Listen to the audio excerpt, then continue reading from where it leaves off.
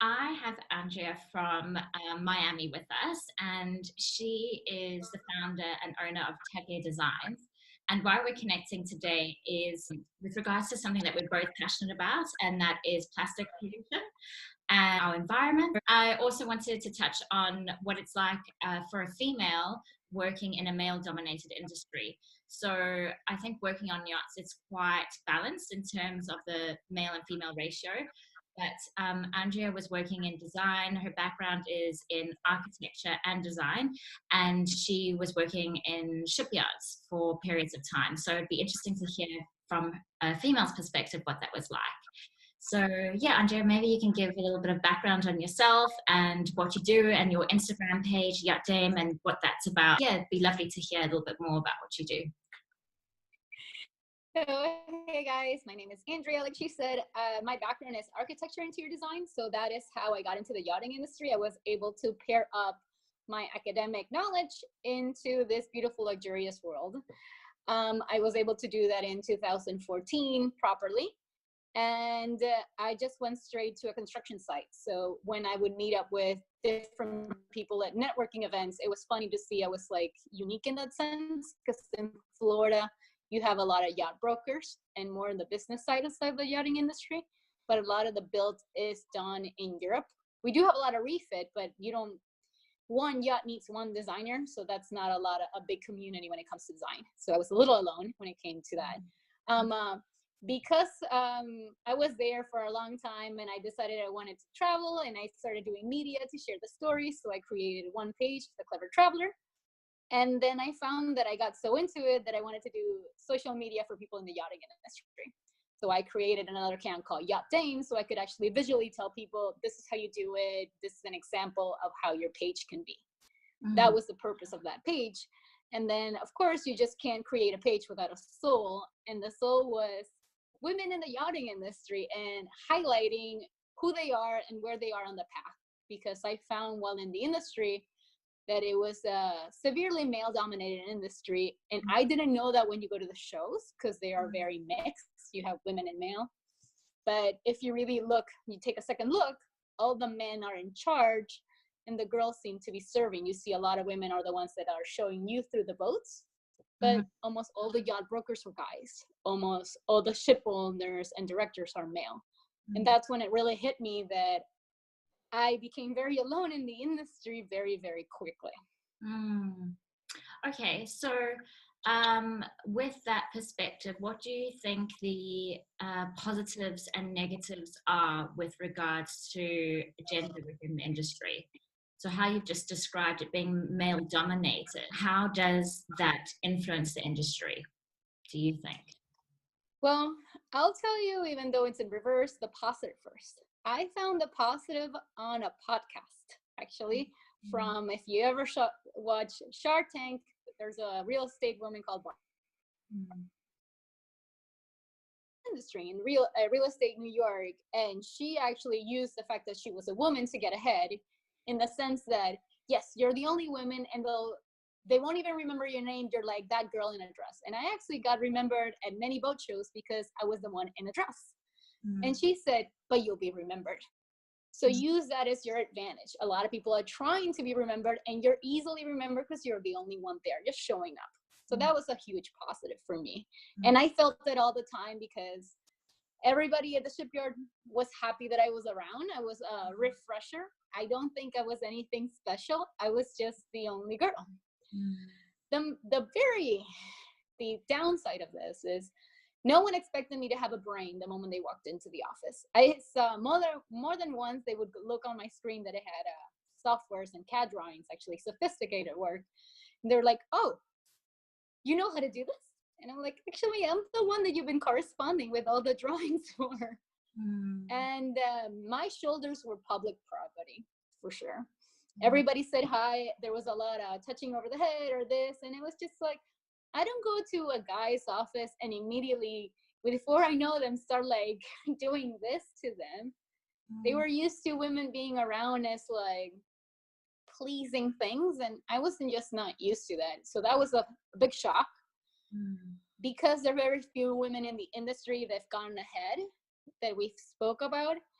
because they had to claw their way and work so hard, they weren't inviting other women to get up there.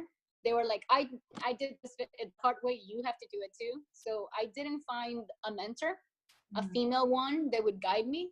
That was really hard. And the environment can get a very locker room-ish. Yeah. There's a lot of talk, and there's a lot of, because they saw me there all the time, at one point they see you as a girl, on the other side they see you as that male, you know, camaraderie, and be like, she's fine, it's only Andrea. And I'm like, blasting music in my ears because you know what's happening.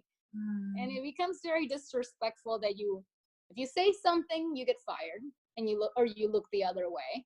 And at some point you get desensitized, and you have to remind yourself when you leave the office, it's just like, no, I shouldn't be desensitized, this is wrong. So pro, you stand out. Negative, you also stand out. Yeah. And it just reminded me of a story when I was at Monaco last year for a women in leadership event. I missed it. Oh, were you there? I was there, and I learned the day after, was like, oh, you should have gone. And I'm like, yeah, it was great. Yeah. So there was these two ladies who work for, Italian ladies who work for, or owners of a painting company. And they would have to go to the shipyard to get them to sign the contract. And they would refuse and say, no, we want a man. So, or they didn't believe that they were the owners of a company because they were female. And that's quite interesting too. And I just find that the industry is backward. And I think a lot of us know that it is backwards in terms of our rights as females, our capability, and what we can contribute. Dispel all that stigma and stereotype associated with gender in the industry. And how do we, I guess, create a positive wave, something that you're doing at the moment, which is fantastic. But I never want it to be us and them. I think it's about being respectful towards each other and supporting each other in making the industry a better place to work and be part of at the end of the day. Yeah, like because of the side hustle that I was doing about social media while I was still designing, all that world was collaborate, not compete. So on one side, I had this harsh competition, which was, you know, the class of the yachting industry. And on the other side, we were all like, I got this. How can I help you? Our language always started with, I find you're doing this. I think I can help you reach that. And then the other person would respond.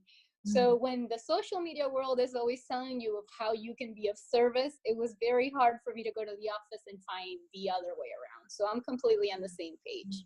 But it is a mentality thing that you have to say to yourself a lot of like, I'm not competing. If we compete together, we'll get farther along the road. I think you've nailed it in terms of it's got a lot to do with communication and how you develop a rapport with people. So communication includes tone, it includes body gestures, how you dress, and how you engage and develop a rapport with others and understanding each other's values. And it's also about setting boundaries and going, look, that makes me feel uncomfortable. It's not okay. And also coming from a supportive space. So if you understand people's values and needs, then you'd be able to communicate with them a lot more efficiently and effectively. No, I completely agree. So little bits, people do want to collaborate. Yeah, and that's what I'm actually finding with the sustainability initiative, that there's so many amazing crew members who are just driven and passionate about, you know, making our environment a lot cleaner. But I feel like we can build better momentum if we all come together and do something rather than individually trying to make that change. Just because you're the social media guru, what would be your favorite social media accounts at the moment? What are my for this? I tagged them today. It was like for the water. Yeah. For recycling. Yeah. Well, I am super fan of Emily Penn. Okay. And what does she do? So she created 2 accounts. One is Expedition with a double X. Again, it's one of the girls I named. And she is awesome. So she has 2 two things. One is completely into recycle, and the other one is she's sailing with only girls around the world and actually taking care of plastic that they see along the way. So this is two great foundations. So those two, of course, for ocean, they have tons of cleanup. Their reach is just immense. We actually have one here this Saturday from them. And the water revolution is new. I like their concept, but in Instagram there's nothing. And I actually the ocean cleanup. Okay. That guy. So it's a young guy. Okay. That would be the other account. But again, it's better if we read them than me just go. I'll definitely check them out. So from your perspective as a designer working in the industry, what can we do to challenge the concept of design and make, like, in terms of the sustainability vision, what would that look like? Well, actually, I've had that conversation. I'll say two parts of that. The first thing, there's tons there. This is a huge and actually old subject when it comes to construction, because when you're talking about residential, commercial things on land, they've been subjected to, groups and targeting them. So there are already tons of rules they could be doing at shipyards. And they're not doing them. There's a lot of things that you can do with things that you can't even recycle, but how do you bundle them? How do you take care of them? So there's already something huge you do without even touching the design integrity of the boat. Yes.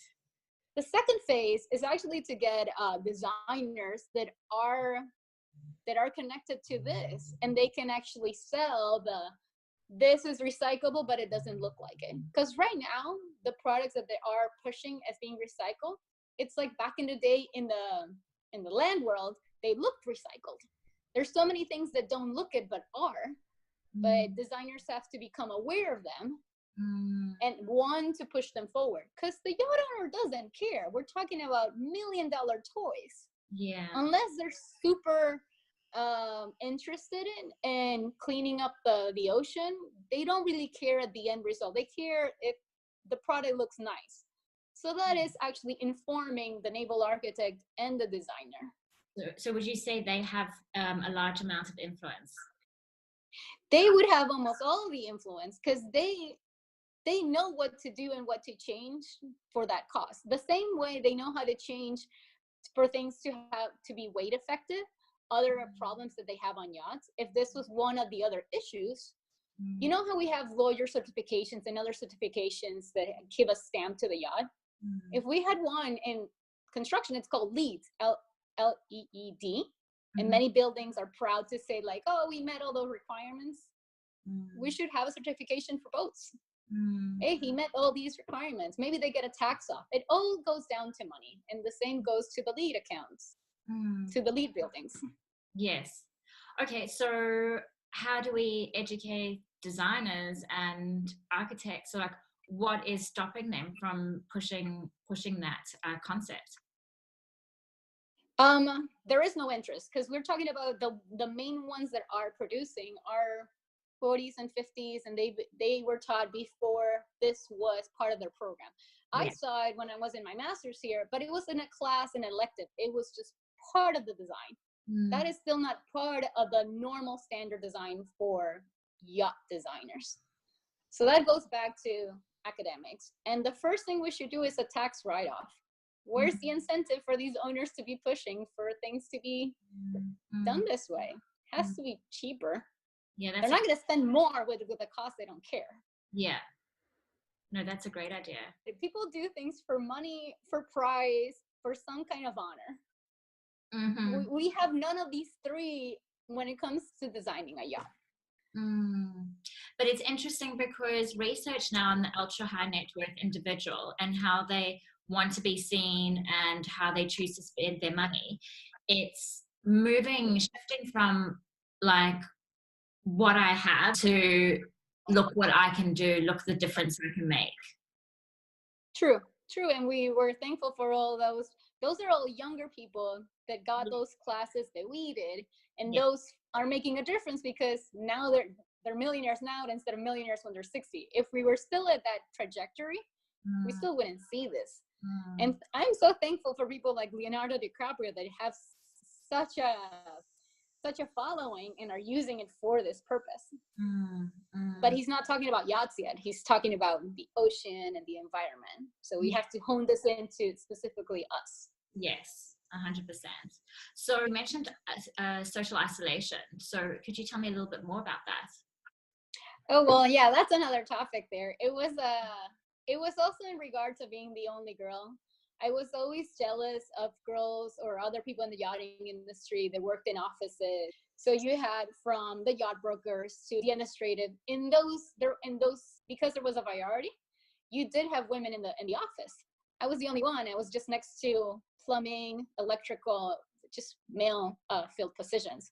So at the end of the day, unless you were going for the drink with someone who might think of this was different, Mm, you safer stayed home or just there was a huge disconnect with work and social life. I was always jealous of the people that just went for happy hours and had colleagues to become friends. So that became the isolation. And the other isolation was completely disregarded, that I just didn't have a lot of people to talk to like about these topics yeah, around me at all. yeah. Um, So what would I actually, I'm sorry. no, no, go ahead. I actually tried with some girls because of the YPY organization Mm, and because of the many TED Talks that I like listening to for feminists and not feminists in specific, but how women are only speak up when they know they have the right answer, and guys speak up just and they take a chance. So at every meeting, I would make sure that I would speak up for any comment, but I would like say it, panic, sweat afterwards. And I realized that the majority of the women didn't, so we should have even public speaking for people in the yachting industry for women. It's so tiny. But if we start even speaking up, it's what you said. It's communication. yeah, and I think it providing a platform where crew have a voice, and this is what I want to do through the blog series. And I know it can be quite confronting being interviewed and then being put on social media, but if we don't talk about these issues, then I feel like the change process is going to become a lot slower and more difficult. By talking, you're able to not only share your experience, but help raise awareness and perhaps elicit some empathy from the other end, where they can go, oh my gosh, my actions had this impact, I had no idea. Yeah, that'd be nice. But no, I'm not disregarding that, but it's the same thing. If just listening to one story and just by one person say, oh, that happened to me too, I am actually not alone. Yes. So those kinds of things. And after 3 drinks that you actually tell one story, you start connecting with people and these kind of conversations rise. Yeah, yeah, exactly. And also, I think it's so important in terms of mental health and wellness by having that sense of belonging, that you're not alone, really promotes reaching out for support. And I think we know yachting is an isolating industry, whether you're in a shipyard or whether you're at anchor. I think it's so important to connect with like-minded people. Yeah, I actually, when I was on board, I was on one of the times that I was on a 130 footer, Mm. and there were 2 mates, 1 day worker, 1 captain, and the chef and me. So I knew the chef, but he had never been in a boat. So he was only mandating that. And at one time we were anchored, I had absolutely no one to talk to. We're talking, and now again, it was like what, 5 guys against 1 girl. The other ones were in their own world, and you're anchored, and that's it. There's not even good Wi-Fi. Wow. So, Yeah. and you don't really bring a lot of stuff on board that's not an electronic because you don't really have the space to store it. So not like you have ample plugs or any other thing to distract you. You're counting on your Wi-Fi. Yeah. It can be very, very challenging. Very challenging. And the effects can be detrimental, like the short term and long term effects. There's research that shows that isolation can actually lead to early death. Worst case scenario. I actually spoke to that about with my grandparents. And this you can definitely cut out. There's a little city in Italy with where people live the longest, like worldwide, Mm. and it's because the city is almost like so cluttered that everybody has to speak to each other. So it's the lack of isolation that prolongs their life. Ah, see, it So makes it is scientific. it makes Yeah. Oh, but it's so nice to connect with you and talk to you. And yeah, You thank you for too. having such a positive influence in the industry. It's really inspiring. Oh, that's just being too kind. I'm just doing a little bit. I'm trying the hardest to grow.